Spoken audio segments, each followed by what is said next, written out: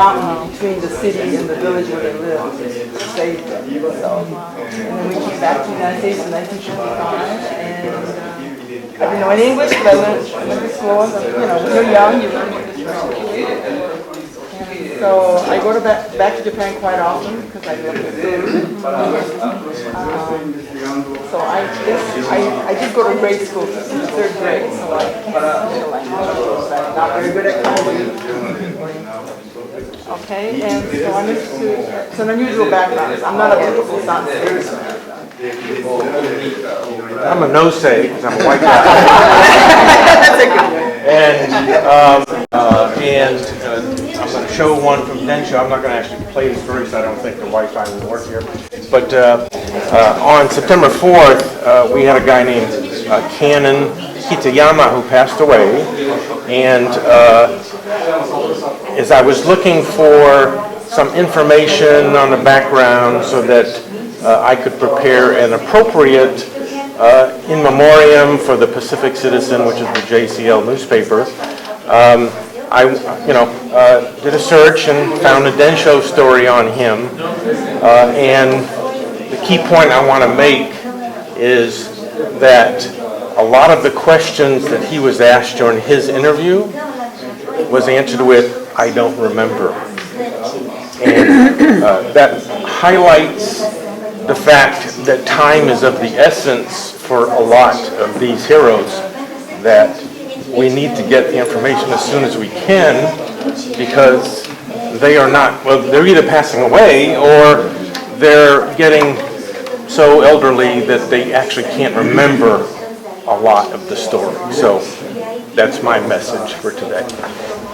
Well, as I mentioned, I'm a medical doctor, and I'm interested in the stories of the medical community, the nursing community, the midwives, etc. So I've started to collect books on these topics. There is a book that was written about the Japanese doctors, but there's not a whole lot. And the other personal thing is that my grandmother died in 1927. She had, I have a very extensive letter, chronic appendicitis. They weren't sure if they should operate or not. They did operate on her. And then there's this chronicle, my grandfather described it almost minute by minute what was going on with her. And then 7 hours after the operation, she died. She died of a cerebral embolism, but basically she had a chronic appendicitis, and there were no antibiotics then.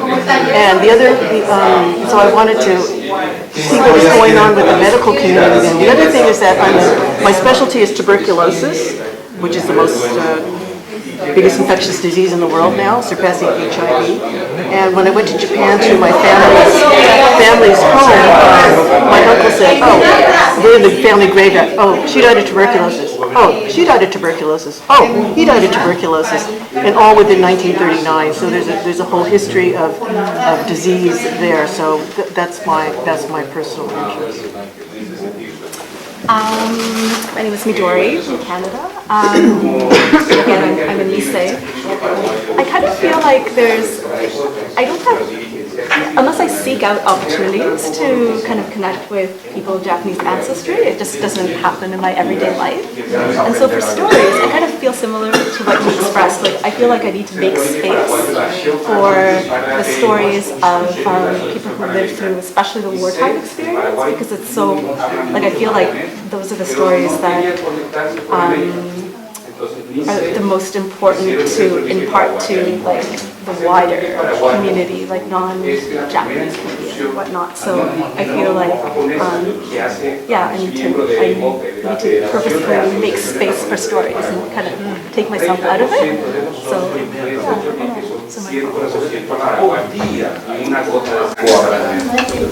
in the United States, Washington, Oregon, California, and Arizona have something known as the alien land law. And the alien land law said if you are ineligible for U.S. citizenship, you cannot own land in those states. So the Oriental Act of Exclusion Act of 1924 forbid any always Orientals are rugs, Asians are people, but it was called the Oriental Exclusion Act. But, so it made all Asians ineligible to become U.S. citizens. I'm curious about British Columbia, because British Columbia had a head tax on Chinese coming into British Columbia, and then that increased the population of Japanese coming in, because they didn't have a head tax, and as that population increased, they put a head tax on Japanese coming into British Columbia. There was no other province that had a head tax. Toronto, Montreal, Calgary. And so I'm sort of curious, why was British Columbia so set against Chinese and Japanese immigrants coming into that area that they imposed that kind of a tax that in effect worked like the alien land law in Washington, Oregon, California, and Arizona. So anyway, I wanted to hear from Canadian Japanese about the BC experience. Well, I grew up in Southern California. Most of you know that Norm was born and raised in Northern California, so we have a mixed marriage. And when I was in high school, the internment was not taught, and I had several Japanese American friends. And I don't think the people that were my age, because we were born after World War II, right after World War II, I don't think that they really didn't talk about their parents' experience because they didn't know their parents' experience. And I think that what I've managed to see with my own friends, that changed throughout the years. And I think that that's very, very important for people. I think it's important for everybody to have their history, understand their history. So one of the things that I did that was really kind of interesting is I went on to Ancestry. And Ancestry doesn't have a lot, I thought, on people coming from Japan, but actually they do. And we found out, we had already done our DNA through the Genome Project, but we did find out things we didn't know, like hospital records, the manifest from the ships. It was just, it opened up a lot that was really interesting, and I think a lot of people don't really use that resource. But, and you do have to work at it. They don't present it to you. It's not like you hire someone to do it. You have to go through and work at it. But it does open up a lot of stories that you get to find out from people that have passed away. Just on that topic, we've been working with the National Archives to get all the immigration records brought to San Bruno. And most of those records has been in the St. Louis warehouse, and no one's going to have access. So we've been fighting for years to get down all these Asian American materials that brought to San Bruno so that because not all the Asian Americans are concentrated West Coast. But let me get back to my situation. I wasn't like other people. I was born and raised in Japan, and so I went to all the colleges in the United States. One of the things in the grad school is that when I started working on dissertation, I went around to talk to all the East States, and I went to the people in Arizona, Los Angeles, Southern California, and Northern California. And one of the things that struck me was that all these East Side, particularly East Side women told me that they were really sad because they could not express all their feeling or tell the story to the Nisei, because even though Nisei understand Japanese, but they don't understand well enough to really communicate their feelings and like that. And it was surprising, almost all the, particularly Nisei women that talked about that. And I think one other thing I was interested was that I was talking to all these, made a point of talking to all these Issei ministers, Buddhist ministers, Christian ministers, and those people are very good storytellers, so I enjoy talking to them. But one thing they also told me that every one of them, this minister told me that if it hadn't been for the Issei woman, the Fujinkai, there will be no Japanese community. It was interesting. They all told me that. And it also really struck me the role of Issei woman. And somehow that's kind of been ignored or been lost. And I've been working for years to gather much as possible on the story about Issei woman. What I think in conjunction with this, we have a Shin Isseis here. And the Shin Isseis are going to similar situation that Issei family was in the 1930s. Remember 1930s, there was depression. And people don't understand that many Japanese Issei family, they went back to Japan. And we don't know how many people went back. We've been trying to find a record. Yuji Joke and I've been digging information for years to find out what happened in the 1930s. But we do know that they went back.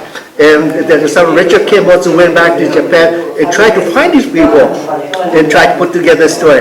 But he had a difficult time, but he did gather material. But I think what is important is that back to the Shiniseis. The Shiniseis are going to today they're in the 60s, 70s, and some 80s. And they're at the point where the decision time comes in. Because after all, their children are born in the United States, just like he says. And then they're economically, many of them are not, they didn't make it much fortune enough to live in prosperity. So they have to want to go back to Japan, live, or stay in the United States.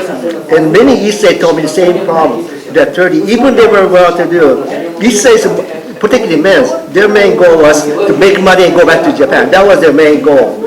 And so when they came to 30 depression, that issue came up. And so as the Shin Issei, now they're at the age where it's a crucial decision. And I've been talking to many Shin Isseis, and it's a really interesting, intriguing kind of a issue that they're involved in. That's another part of the story. Well, in Toronto, very much concerned about restoring, retaining our history. And in answer to your question, Norman, I can get you the website where you can get all the information you can ever consider. We're very much concerned about retaining our history because I'm 89 years old. When my generation, the people in their 80s, lose their minds or they pass away, there'll be no records left. So the JCC has done a tremendous job of recording as many people's history as possible. I personally have done a 4.5-hour story of myself. We recognize what the future is going to be unless we retain the history that we've gone through. The Japanese-Canadian history during the war is so similar to the U.S. experience. Okay? You have so many hours before you have to leave your house. You go to a temporary center. In the States, you used a lot of racetracks to house people. That's what happened in Canada as well. Okay, you put into horse stalls until the internment camps were constructed. The major difference between our internment camp and the U.S. camps, we made our own existence. We shopped, we did everything that we did before we got incarcerated. Whereas in the States, you had to go to a mess hall and all that sort of stuff. I lived in the largest internment camp in Canada. And by largest, I mean 2,700 people. And Otui Lake had, what, 20,000 or something? So we had the largest camp, and we were the camp closest to that restricted zone, the 100-mile restricted zone. And it was designed primarily to house people who were going to go to Japan eventually. The Canadian government did everything possible to get rid of us. We were given a choice between stayed in Canada, and if you were to stay in Canada, you had to go east of the Rockies. Okay, you couldn't want to go back to the coast. Taboo. My family elected to go to Japan. That was the two alternatives. You either go east of the Rockies or you go to Japan. Going to Japan less than 1 year after the end of the war was not a picnic. It was anything but a picnic, right? Okay. But good things come out of bad things. I met my wife in Japan. So that was a good thing. Now we have 3 children, they were all born in Canada. So I think they're happy that I went to Japan and I got married and 3 kids in Canada. So, Where in Japan? What part? Where did you go back? my parents are from Shiga, which is close to Kyoto. And the first 4 years in Japan, I worked for the U.S. occupation force. There I met an American GI who I worked alongside. I worked in the finance department on the First Corps.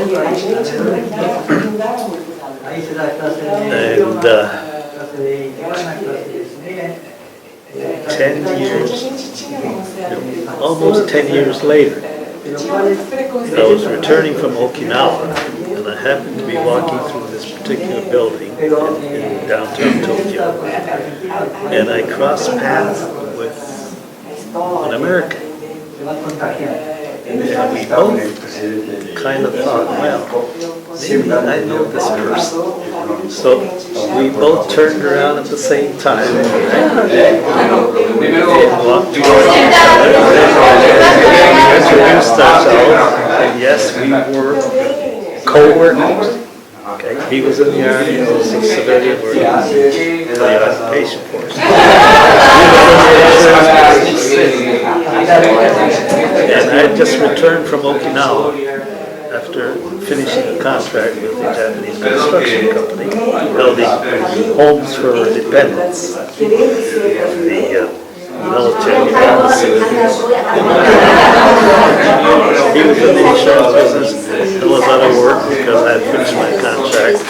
He and I got together later in Tokyo, and that was in 1952. And I spent almost 48 years in the insurance business. And so good things came out of bad things, and that's another thing, okay? And I had a wonderful career in the insurance business. And now that I've retired, I want to preserve as much of our history as possible. And I'm very active in politics. I hope to continue in that attending sessions like this. I have a question. Was it Tashmi that you were? Yes. Thank you. We're very proud of that. You know, we were so isolated. All the Japanese Canadians would meet ex-Tashmites. They say, you guys are different. The reason why we were different is we were so isolated. The closest internment camps to us was maybe 300 miles away. Now there was a whole grouping of internment camps in the Okanagan in that interior BC. So they were free, so they were freely able to visit one another without too much difficulty. We couldn't do that because we're 300 miles away from all the other camps. That's why we developed a certain personality which people from other camps recognized right away. I said, I know over here. How many people, Japanese Canadian who went to Japan, came back? 4,000 went. That's right. How many came back? I would say 80%. Government My father drove a taxi, and my mother was a domestic worker, a paid domestic worker, and they got those jobs largely because they had to accept employment, whatever employment was available when they were leaving BC and settling in Ontario. And so my father drove for the Toronto Diamond taxi cab company. And he, when we went on summer vacations, he would bring the taxi, because that's the only vehicle he had. And it was painted in a very flamboyant way, I mean, black and orange. And he'd take the taxi sign off the top, but it was still black and orange. And so we couldn't afford very much, but we loved family summer vacations, and we headed to Florida, which was a big deal, and all my friends from school would just fly to Florida, but we didn't have the money to fly, so we drove to Florida, which meant we had to pass through a lot of Southern American states, and it was, at one point, I think it was in Alabama, that we stopped at a red light, and the person in the car, white man beside us, the windows were rolled down, we didn't have air conditioning, and he yelled, "Go back to where he came from." And I mean, that wasn't something new, but I hadn't heard that. I mean, I heard it a lot in school. Lots of really racist comments were shouted at me at school. But I hadn't heard it with my parents. And my father reacted really strongly. And he had his dignity to protect in front of his family. And he tried to get out of the car to confront this guy, and I can still see my mother saying, and my father had a heart problem as well, my mother was grabbing at his shirt saying, "No, Ross, no, remember your heart, don't." And my father was a very gentle person. I'd never seen him do anything like this. He was furious. And I later learned about how he had been put in a prisoner of war camp because he had, as a rebellious young man in Vancouver, refused to go with the RCMP when they told him, you know, at the outset of the war that he had to leave. And so he was put in Petawawa, Ontario, behind barbed wire. And so I think about all of those things together, and the gentleness of my father and my mother, yet I could always feel the anger and the resentment and the conflicting feelings about Canada, because he always wanted to prove he was Canadian, and he almost sort of had to hide that he liked to watch the Japanese shows at, you know, December and January, the New Year shows on TV. And so I collect stories, but I try to also find a framework in which to put those stories and to try to bring together what happened to him in the past, what happened to me in the past, what's happening in the present. So those are a whole bunch of stories together. Hi, you know, from the Bay Area, and she's like, "Oh, you have to join JACL every Tuesday, you know, at this time." I'm like, okay, A good membership. I'll be there.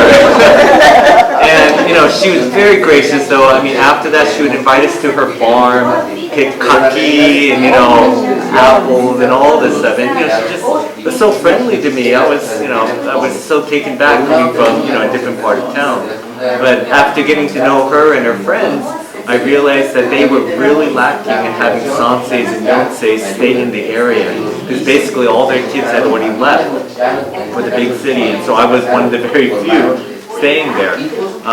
They entrusted me to help out with taking care of their new gakko. They still had an old building that was basically falling apart, and unfortunately during that time we ended up selling the building because myself and her relatives, we just couldn't keep the building going. But what really saddened me was there was a lot of history in that building. Not just the physical building itself, but all the records going back to 1910, 1920 were in there.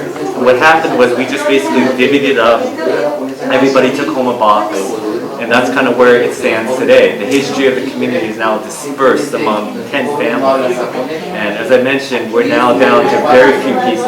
I personally now live in Southern California, not even in Northern California, but I'm still a JCL board member. I attend meetings with Chip and all that. I want to see how we can protect and, keep that history so we don't lose it, so that these 10 families don't just accidentally go away, and it's, you'll never hear a French camp again. So that's what I kind of would like to learn from everyone too. Talk about the paper scatter. Love the event. So I put that article in there, and that's a picture of 8 of my father and 7 of his 8 brothers. The other one lived in Japan and came back in 1966. So yeah, and I had to find out from my cousin because he didn't have any pictures from when he was young. So one of my cousins passed away, and from talking to my other cousins at No, it's actually right there. a bunch of photos. I went out that way and walked all the way around and I ended up right there. Tried to prompt my father's memory. So sometimes photos are great to prompt it to memory, but what I find is people don't put who's in the photos. So I gave a whole bunch of photos to my mom and I said, please put where this is, approximately what date, and who are these people in the pictures. So I think pictures are very important as well as written stories. Me parece muy importante. One thing, I don't know if we're going to get into it, but it would be interesting to hear their stories. Yeah, I know. I wish I could speak Spanish. And really that's one of the prime reason I came to this conference. I wanted to hear stories of So Norm, unfortunately, I can't speak Spanish.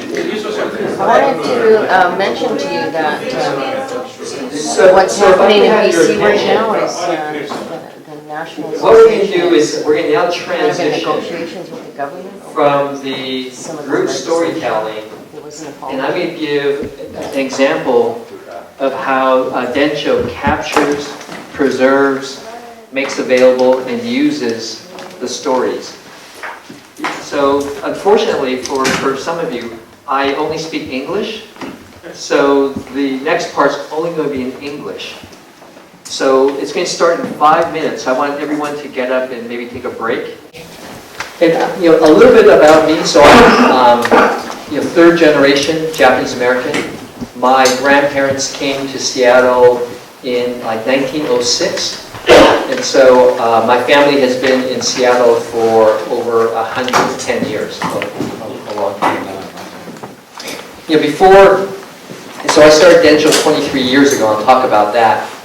But before Densho, I worked in the high technology area. I worked at a company called Microsoft, and I developed multimedia. What was that? Is Carl making jokes about Microsoft? But the important thing that I heard in the stories, growing up in Seattle, I was raised by the Japanese American community. This building feels so comfortable to me, even though I didn't grow up in San Francisco, because the betsuin in Seattle is a very similar type of feeling. The look, the smells, everything just reminds me so much of the place I grew up. The gymnasium, and so the Japanese American community really raised me. And so as I got older, especially after I left Microsoft, I was about 40 years old, it was just so important to me that we collected these stories, the stories that I heard as a young man or as a kid. And so this is just a picture 20 years ago when we first started Densho, and you can see how young we were.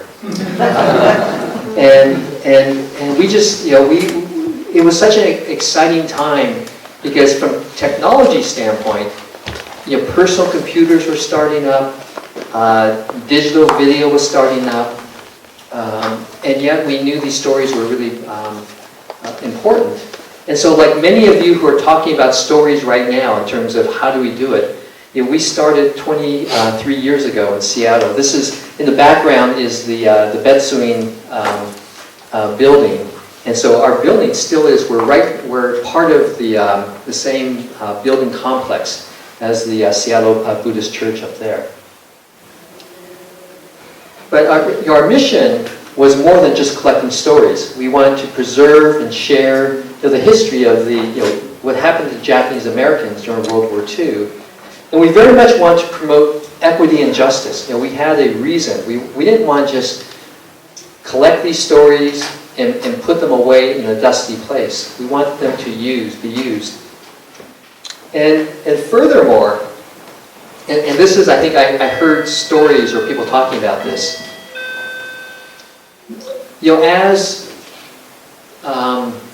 As the Japanese, as time goes on, the Japanese community gets more and more spread out in the Americas. And it's harder for us to be seen and heard.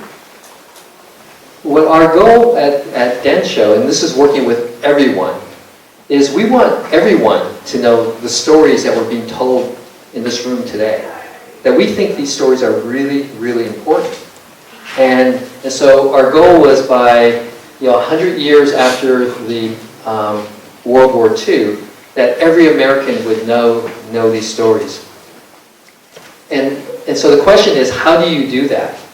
And so in Seattle, what we decided was, and again, this is because of partly technology, was we wanted to create an online source so that make it really easy for anyone to find and hear these stories. We also had to collect these stories, and I'll talk about that. What I hear in this room that's so important is that the people in this room and other Japanese, whether in North America, Central America, or South America, we know best how to tell these stories. Oftentimes, other people outside the community, they were telling the story. They would maybe talk to someone, read a book, and then they became the expert. We wanted to make sure that the Japanese American community provided leadership in keeping the story alive. And then we also want to encourage others that we're a small group. And if we want to tell everyone, we need to get more help. And so I'm going to talk about that. And so starting with our materials, I'm going to show this, but we have a digital archive that now has over 80,000 objects. So there's interviews, photographs, newspapers, letters, diaries, and I'll show some of that. But we also, to help tell the story, we also have things like encyclopedias. People or articles to explain, the history of Japanese Americans and using these resources. So I'm going to show how we do this. So this is our home page for our digital archive. And so you can see the faces of stories that we've collected, newspapers, historic photographs, letters, and it's very usable because you could just point and click, and then you would get that story. And I'll show you. First, I'm going to just start with the stories. It's what we were doing today. You heard these stories. The one thing we do at Densho, and I was talking to the volunteer back here, it's kind of hard to hear in here, right? It's noisy. And so what we do is we find a quiet room, and we spend maybe 3 hours, 4 hours, where it's just one-on-one with a camera, and we record the stories. The same stories you were hearing, but really use really high production quality.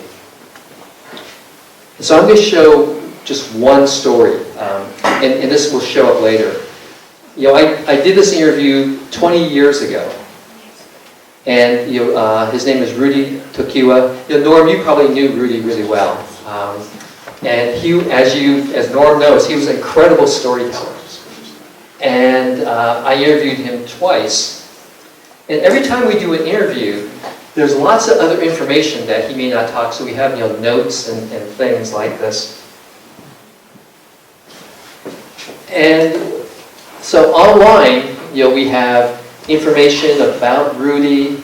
We talk a lot about, which I think is important, all the information about that interview. What day was it?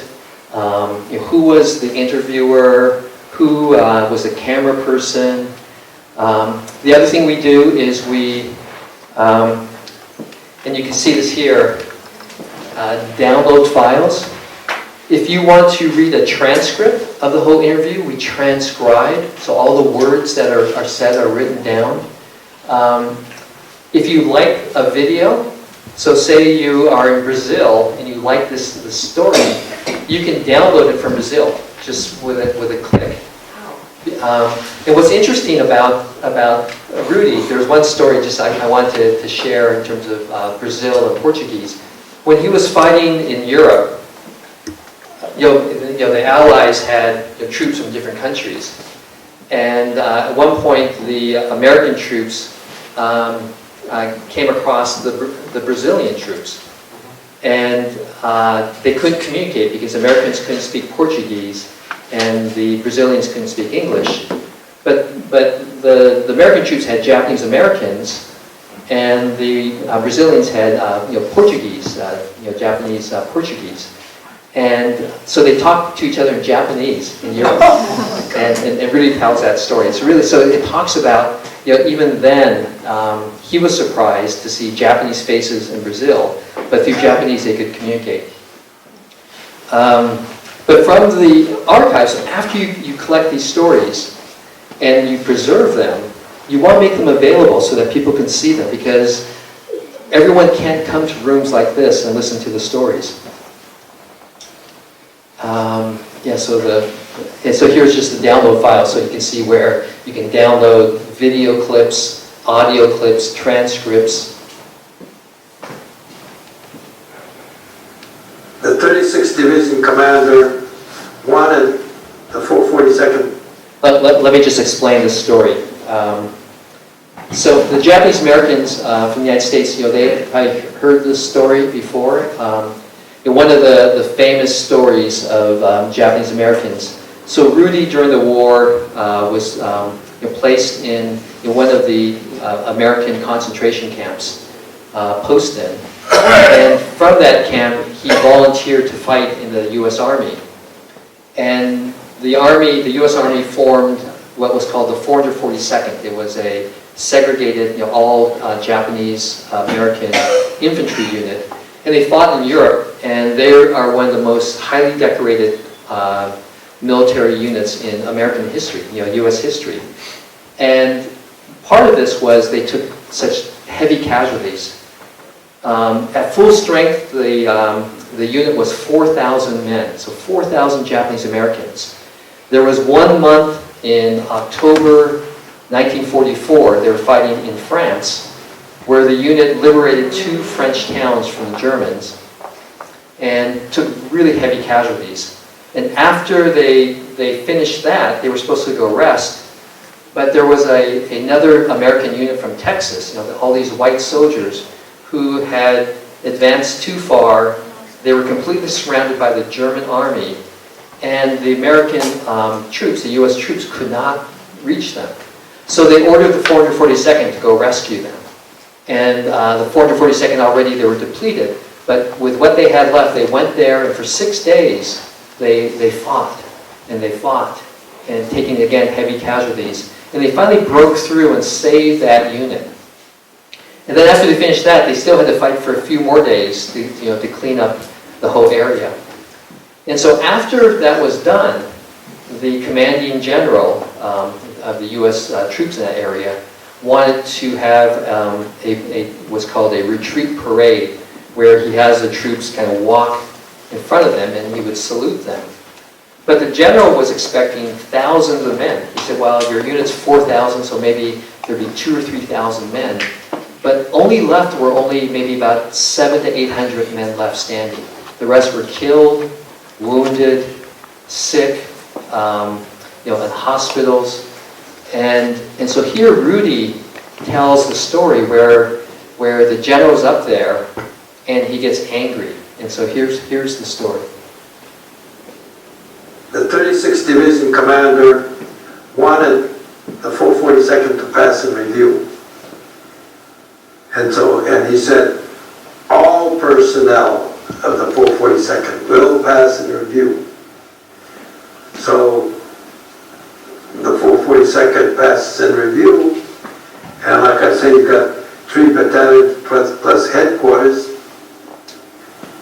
and they don't even have a battalion out there passing in review. So General Dalquist turned around and he said to the colonel, when I order everyone to pass in review, I mean the cooks and everybody will pass in review. And Chaplain Yamada said, this is the first time I saw the colonel cry. And he said, this is all I have left. Can you imagine the feeling he must have had to think that he had to order people to go out and get killed when it was these people that put the families into concentration camp and they're still there.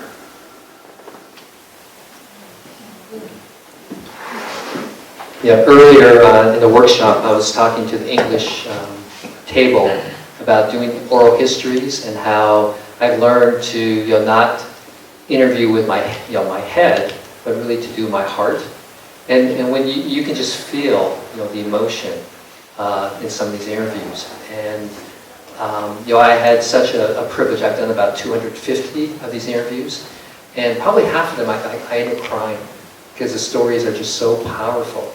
And in some ways, I think it could even be in a different language, and I could still feel the pain that happens.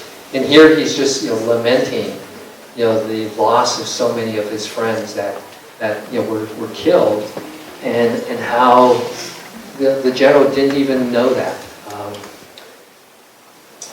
So at Densho, we have about 1,000 of these stories, and thousands of hours that anywhere in the world you can click and just hear them, and then also download them to use.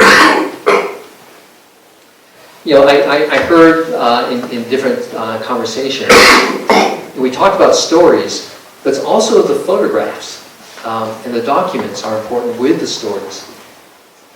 And so our archive can do photographs too, and we have, I think now 60,000 historic photographs.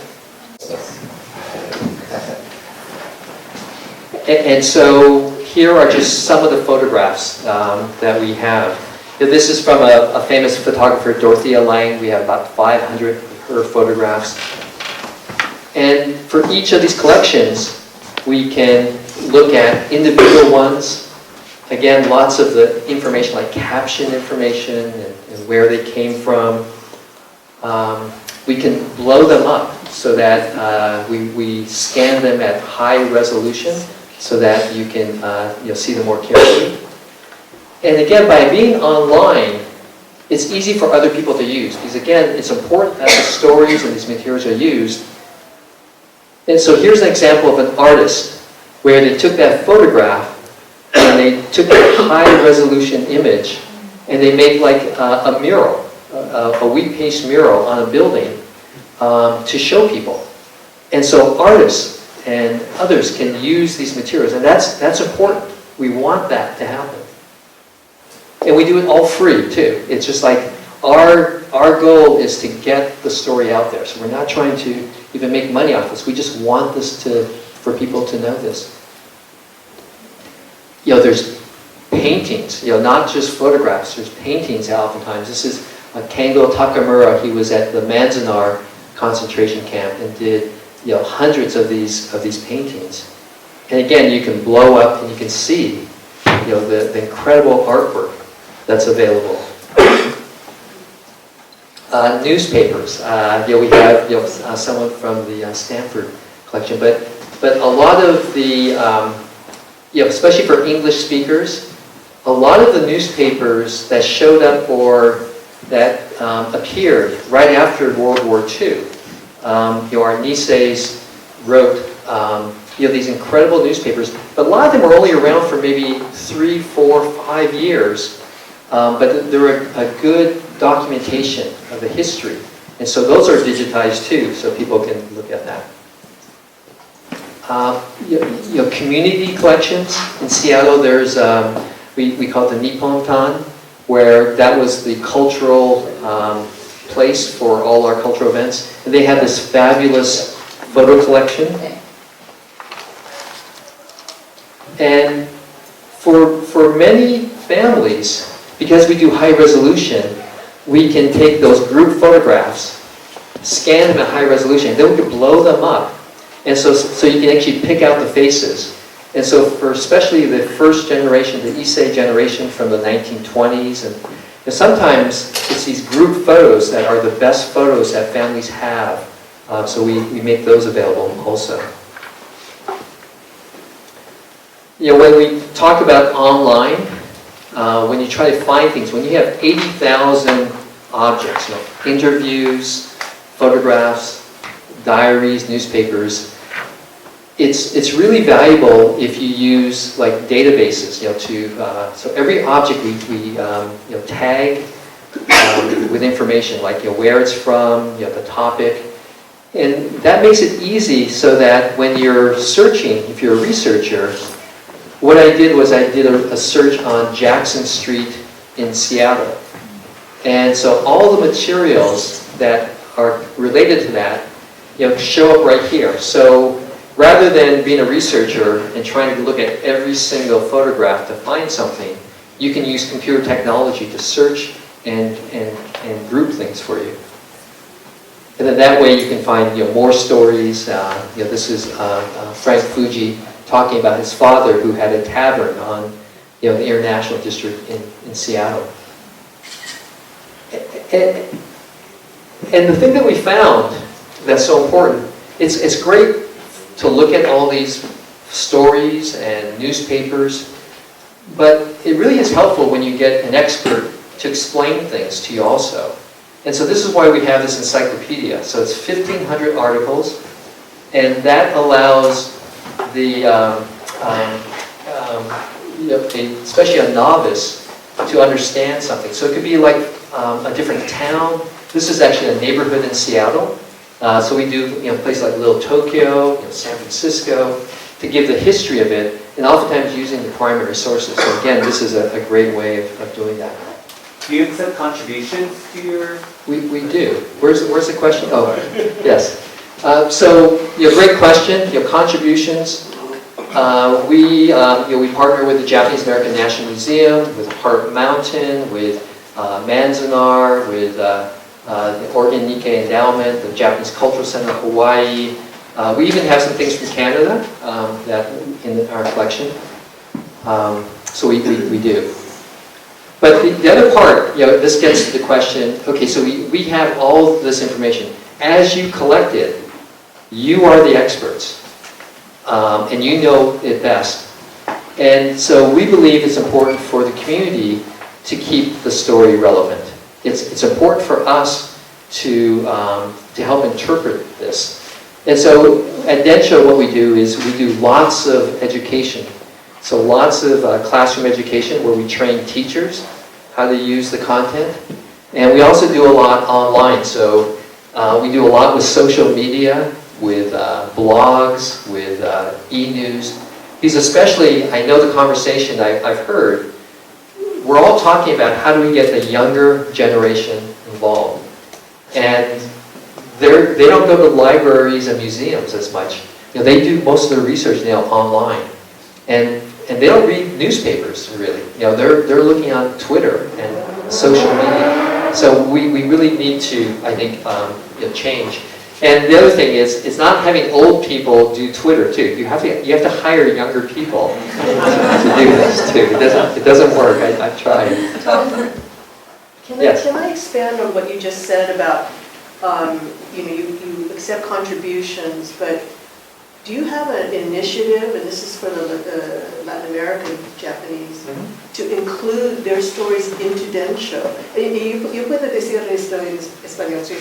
Hay un esfuerzo importante de Densho para incluir la historia de los japoneses en América Latina. So I just said the same thing. Right. So we are. Our focus more is around the World War II experience. And I think in particular, we would be interested in that. Could you interpret that so they can get this? So we are interested in South and Central America because we are looking at the impact of racism in many ways. So when World War II happened, it was because the impact on the Japanese communities across the Americas, a lot of that was based on racism. And so to understand the pre-war story, what happened, the war started, and then what happened to the community is really important. Es un proyecto sobre racismo en Estados Unidos. Entonces, you want them to... You just understand that? I mean, do you think they understood? Yeah, that shows sobre racismo antes la guerra mundial 2 y durante la guerra. So that it's mainly about the one actor. Yeah, but that we are interested in getting those stories too. Y ellos están muy interesados para conseguir la historia de países de Latinoamérica también. Entonces no importa si es solo Norteamérica, está incluyendo todos los países, Chile, México. So one example of that, yesterday I wasn't at the conference because I was doing oral histories with 3 Japanese Peruvians. And so they told me the story of their family growing up in Lima, Peru, and then being kidnapped to the United States. And so what happened during World War II crosses boundaries. So thank you for the question. Do you think people get that? Does that make sense? Espero. Okay.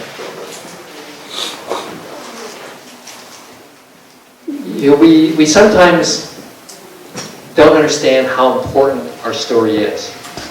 Just to give you an example, in Seattle, we talked about what happened to Japanese Americans and had an event and talked about what was happening in the United States and how they're similar.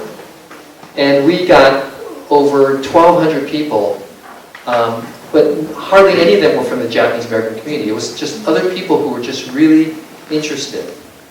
And so sometimes I think as a community, we don't know how important our story is.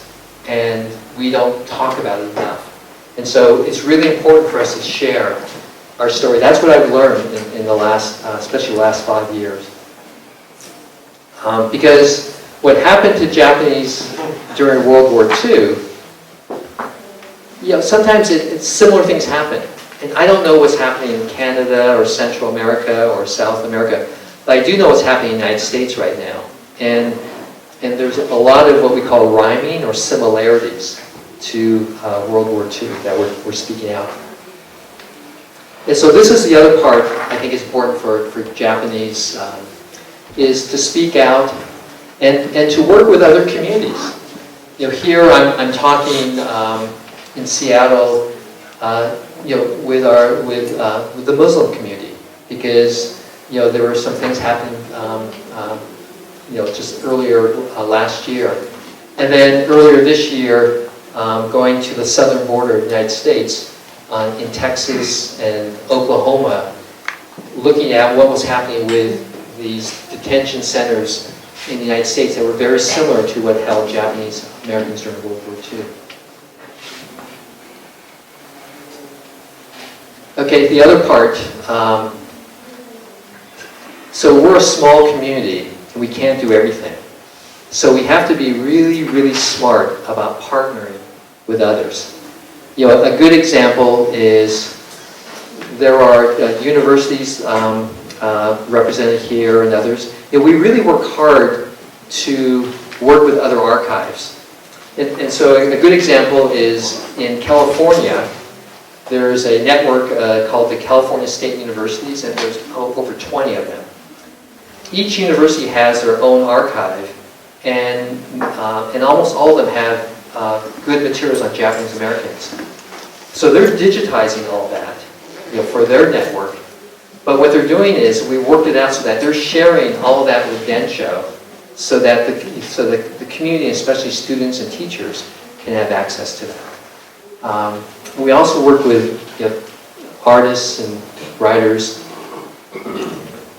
So we're doing more of that. We work with the National Park Service, which is really important. But the biggest thing that's happening in telling a story is working with artists. And they're filmmakers, you know, podcasters. You know, a good example is there was a podcast last year done by the Smithsonian, that's sponsored by the Smithsonian. And they did 10 episodes. Almost all the stories came from the Densho archive. It's just so easy for them to use. And then their podcast reached over 1 million people in just several weeks. So people could learn really quickly. You know, another story. You know, I showed you that Rudy Tokiwa story earlier about the 442 and the Rescue Lost Battalion. You know, there's a well-known author in the United States, Daniel James Brown.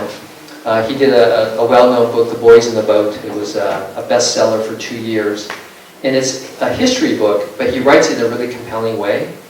And so here's an example where when he heard the stories of Rudy and others, he said, this is such an interesting story. He's writing his next book about the 442nd. You know, he's within a couple months of finishing the manuscript. And I've read it, so we're advising him. So that's why I know about this.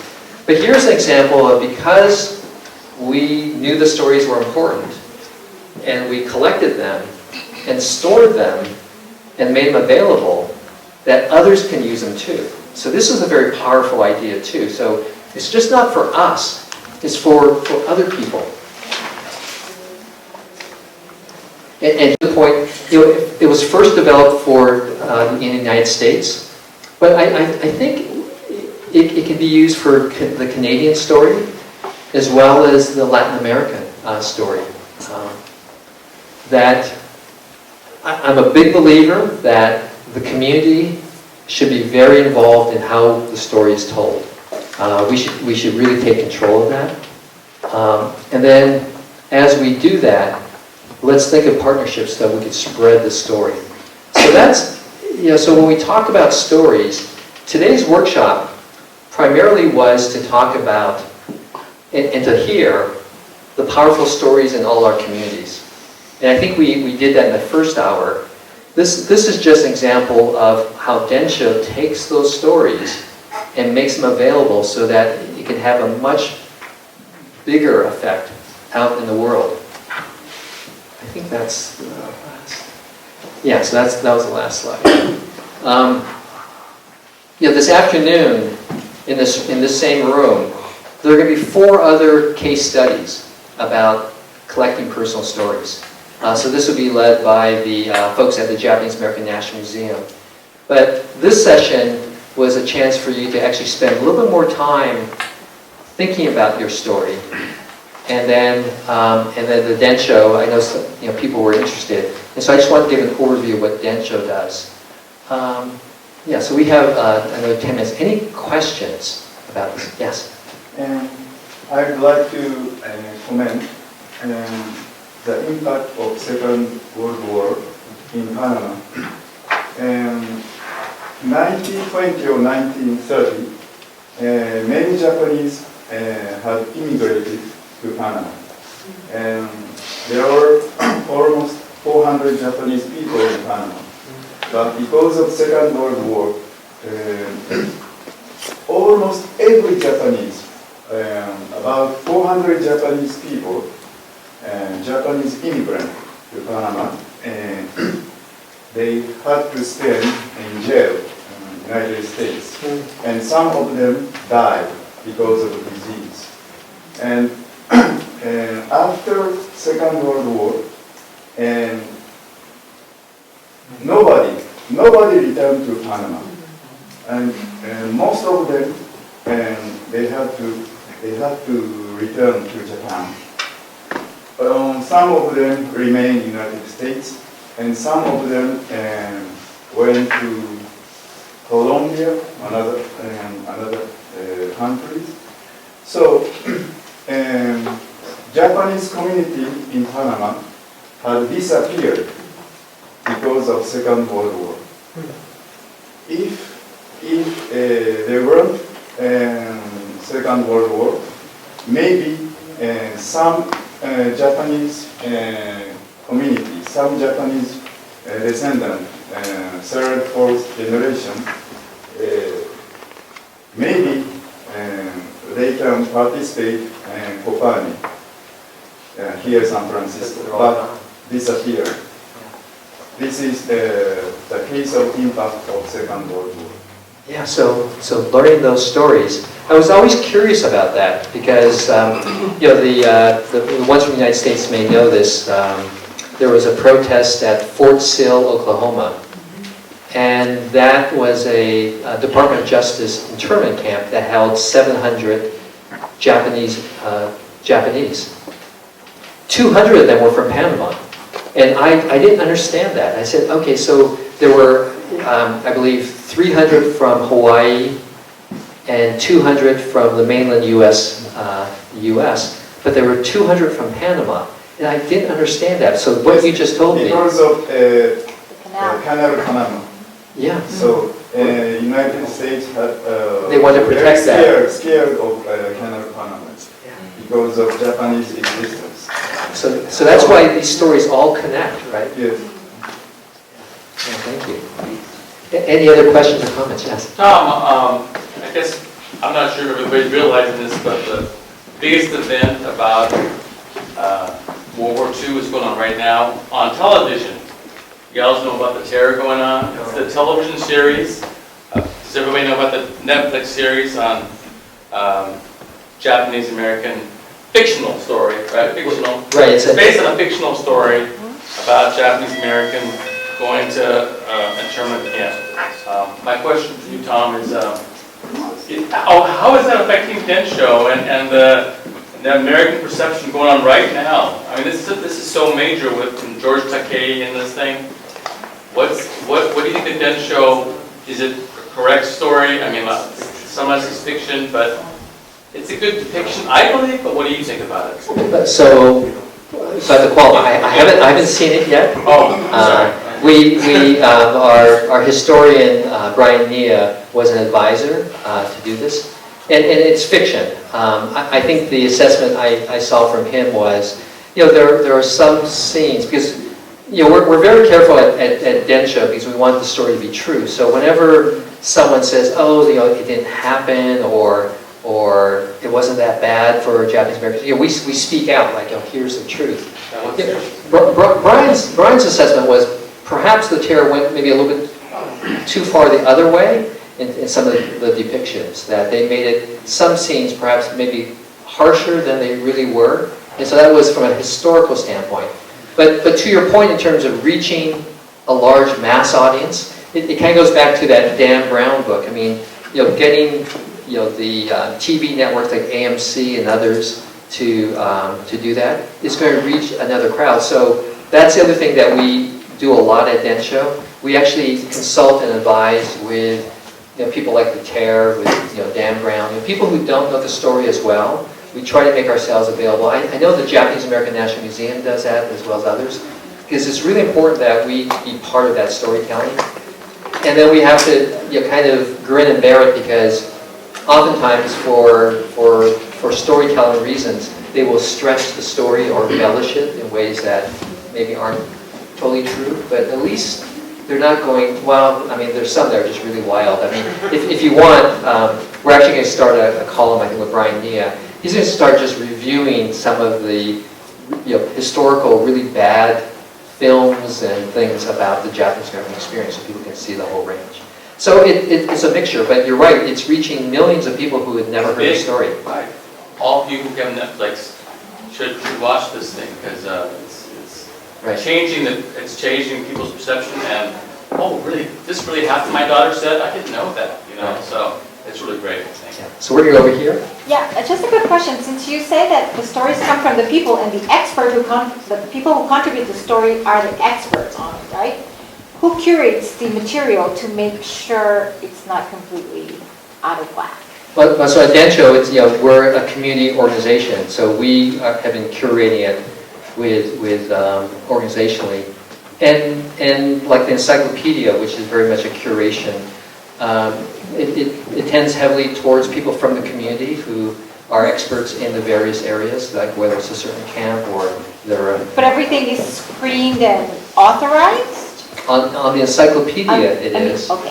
And currently, even the content inside the repository is curated through us. So right now, we're thinking of relaxing that a little bit. I mean that we want more families to be able to do this, and so we may do a little more crowdsourcing of families doing that. So we may loosen up a little bit of curation, but not yet. We haven't done it. I will talk in Spanish, right? Okay. And then you want to interpret it? Yeah. En Paraguay, y sé, ¿dijo un poco la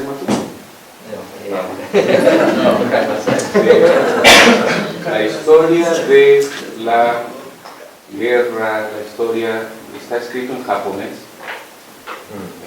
¿Ok? Entonces, cada 10 años se conmemora la migración japonesa a Paraguay y cada 10 años hay un libro escrito en japonés que cuenta la historia de una familia, que hizo, que vino, tal cosa, y o el desarrollo agrícola, cooperativas, tal cosa. Está todo en japonés, ni siquiera en español. Ahora sí, en los 80s. Entonces, ¿cómo colaboramos con el Densho Wikipedia? Podemos escanear y enviar. Hay un traductor japonés-inglés. Yeah. He said that they write their history in Japanese every 10 years about whatever is happening.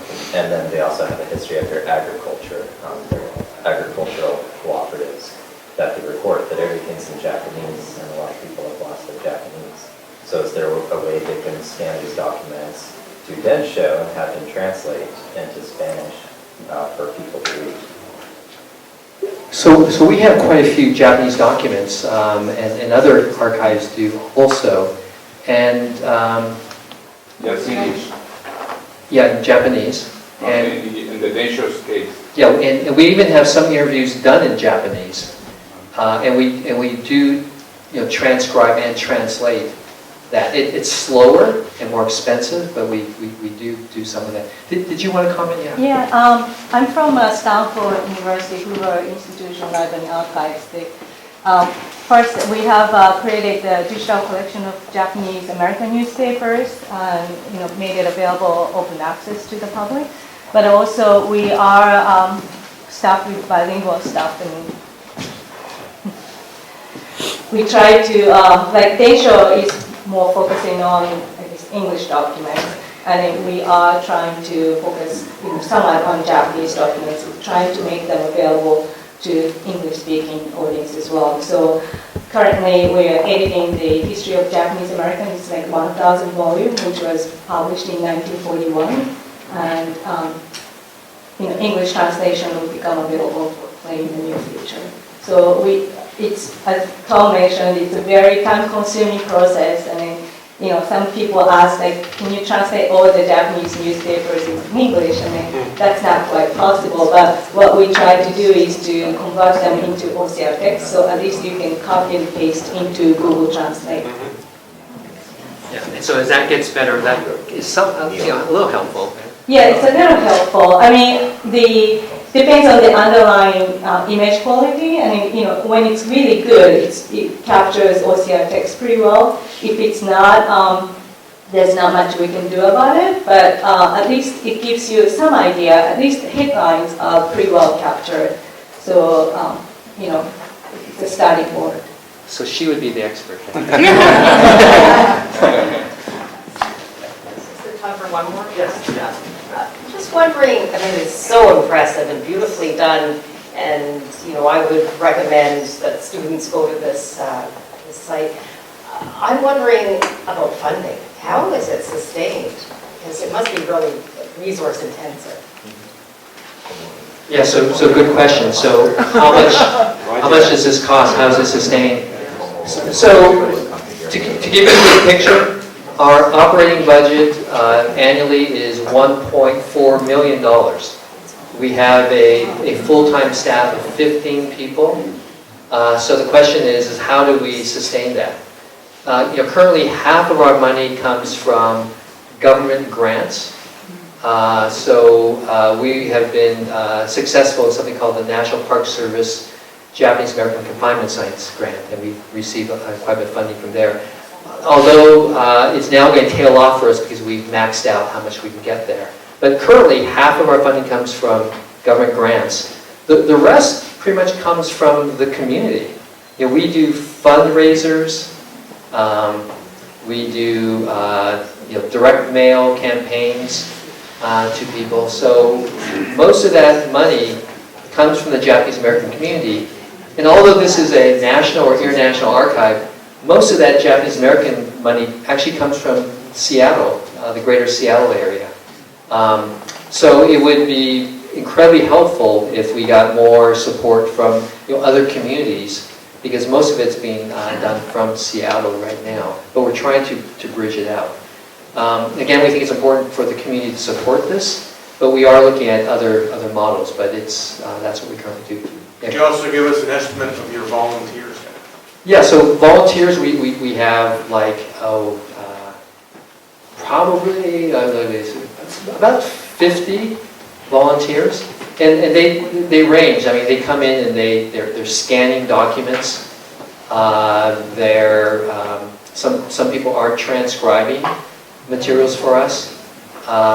We have this really large project it's called the Names Registry. So every person, Japanese American in the United States that was placed in a camp, we're doing an in-depth database.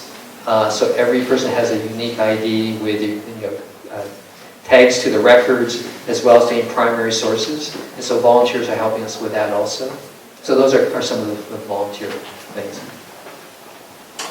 So I think we're at noon. Thank you. I'm going to be here during lunch and in the afternoon, so if you have more questions, please come up and ask them. So thank you so much for the stories.